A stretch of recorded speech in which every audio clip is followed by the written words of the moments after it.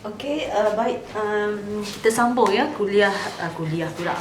Kuliah untuk yang seterusnya saya buat beberapa bahagian lah.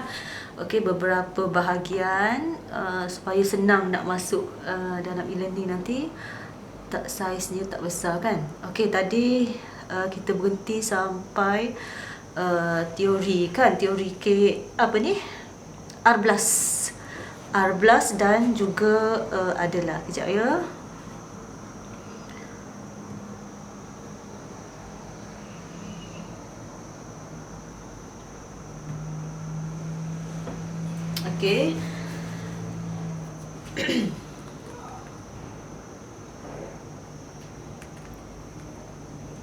R+ dan adalah.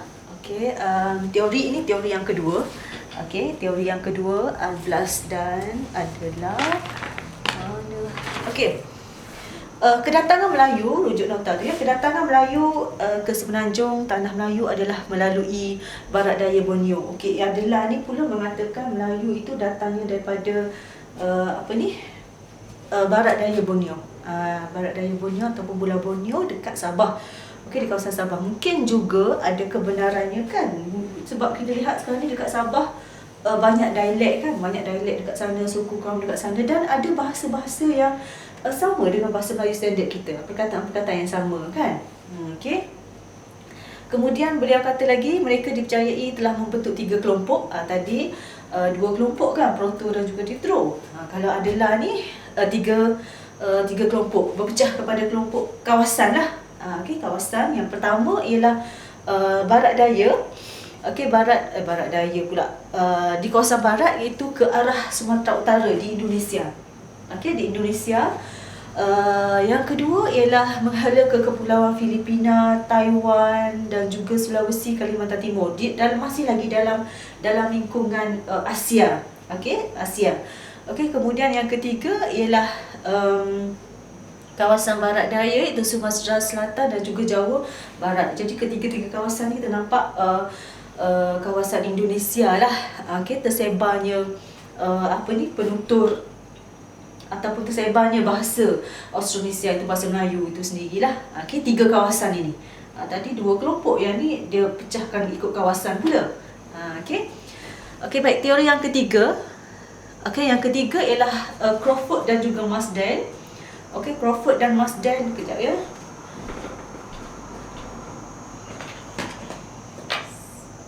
Crawford dan juga Marsden, beliau mengatakan bahawa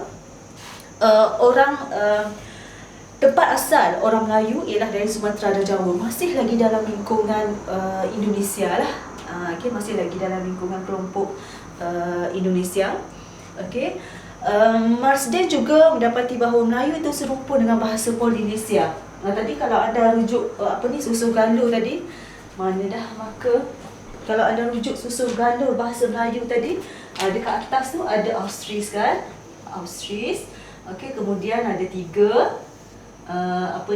Austroasia, Tibet, China, Austronesia. Austronesia ni pula ada 4 kan? Nusantara, Micronesia, Melanesia, Polinesia. Jadi dia kata Marsden ni kata bahasa-bahasa Melayu ni serumpun dengan bahasa ini. Serumpun dengan Micro, Mela dan juga Poli ni. Yang mana induknya adalah, yang mana rumpunnya ialah Austronesia dan induknya ialah Austris. Itu kata Marsden. Dan Marsden kata lagi bahasa Austronesia ini tersebar ke bahagian pesisir pantai timur. Pesisir pantai timur di kepulauan lautan Pasifik, pantai barat, di lautan Hindi dan juga kawasan Nusantara, tidak termasuk Asia Tengah. Ini lingkungannya ialah pesisir pantai. Tersebar ataupun berpecah di kawasan-kawasan pesisir pantai itulah. Macam saya kata tadi, biasanya kalau kita berhijrah, orang yang berhijrah ini mereka mencari kawasan yang mempunyai sumber air, makanan dan sebagainya kan. Itu yang dikatakan oleh Crawford dan juga Marsden. Yang keempat, teori terakhir ialah Isidore Dien. Isidore Dien ni seorang ahli linguistik, ahli bahasa dan linguistik ni ialah orang yang mengkaji bahasa lah, unsur-unsur dalam bahasa itu. Okey. Beliau mengatakan bahawa tanah asal Austronesia ni dari Papua. Okey, Papua ni Papua New Guinea kan dia kata gitu pula. Okey. Jadinya khususnya di Kepulauan Bismarck dan juga di Taiwan. Okey, tapi penelitian yang dibuat oleh Mas Dan ini, dia memfokuskan kepada penelitian yang berbentuk leksikostatistik. Okey, leksikostatistik ni maksudnya di mana kawasan yang mempunyai majoriti penutur yang ramai, maka di situlah berasalnya bahasa itu. Itu teori leksikostatik yang digunakan oleh Isidore Dia ni. Kalau satu kawasan tu ada penutur yang ramai, penutur bahasa yang ramai, maka di situlah asalnya bahasa tersebut. Contohnya kalau kita nak mengkaji tentang dialek Kelantan lah, contohnya kita pusing satu Malaysia ni nak cari kat mana asal dialek Kelantan. Kita pergi Kelantan, oh rupanya di sini. Okey, jadi dia kata dialek Kelantan tu berasal daripada Kelantan sebabnya ramai penutur Kelantan berada dekat situ.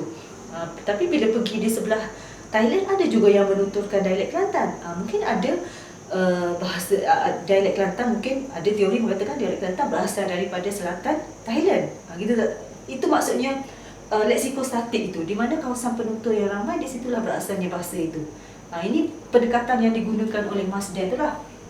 Okey, tetapi pendekatan ini ataupun teori Mas Dan ini kebanyakannya tidak disokong oleh kebanyakan pengkaji bahasa, disebabkan oleh sebab teori ini hanya melihat kepada aspek bahasa sahaja, tidak kaitkan dengan budaya.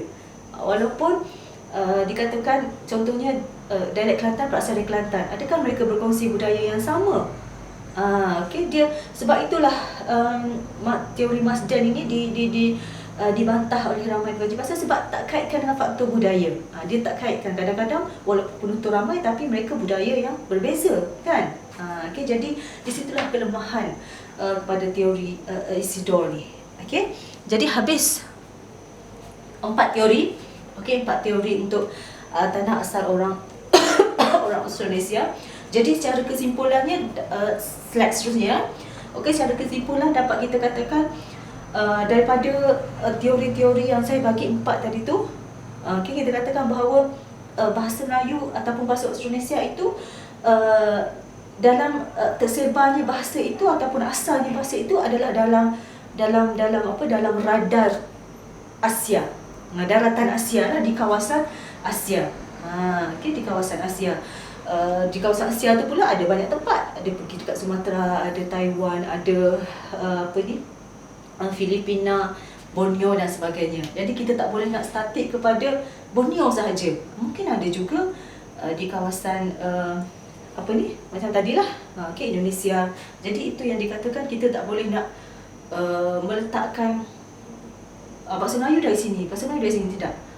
Okay, tapi keseluruhannya ialah dalam dataran ataupun dalam kelompok negara ataupun lingkungan Asia lah, daratan Asia. Okay, itu kesimpulannya. Saya harap cukuplah ya untuk 4 teori ini. Okay, 4 teori ini. Kalau tak cukup lagi bagi tahulah, nanti saya tambah. Jangan risau. Okay, saya dah sikit je. Ini je ke belajar teori? Setengah orang kan ada suka sejarah, jadi dia suka mengkaji, membaca lebih banyak lagi kan. Mana tahu ada dalam kalangan anda yang berminat. Okey, sekarang ni kita lihat kepada konteks istilah Melayu itu sendiri. Tadi asal-usul bahasa kita tahu kan dari daratan Asia, beberapa teori yang berkait dengan kemunculan bahasa Austronesia, bahasa Melayu itu daripada rumpun Austronesia. Sekarang kita nak tengok dari segi istilah Melayu ni. Bila kita sebut Melayu, apa yang anda gambarkan dalam fikiran anda? Bila sebut Melayu, biasa dalam kelas kalau bersemuka saya suka tanya, okey, Melayu itu apa? Melayu itu apa? Melayu itu apa? Macam-macam jawapan. Okey, Melayu itu yang pakai tudung, yang beragama Islam, yang boleh bercakap bahasa Melayu, macam-macam jawapan lah kita jumpa. Okey, tapi secara maya ni satu hala ni tak boleh nak tanya. Okey, tak apalah. Okey, baik, kita tengok asal-usul istilah Melayu itu. Okey, pada awalnya, okey, istilah Melayu itu kalau anda baca nota itu, dia hanya merujuk kepada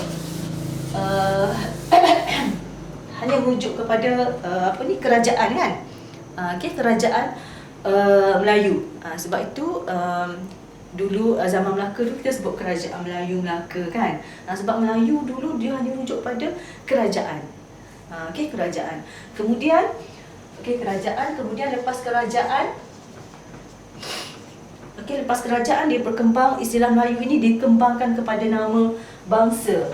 Bangsa dan juga bahasa. Bangsa dan juga bahasa. Kemudian ini susu galur istilah Melayu lah. Melayu. Susu galur istilah Melayu. Kena tahulah. Bermula dengan kerajaan, kemudian ke bangsa dan juga bahasa, bangsa ataupun bahasa.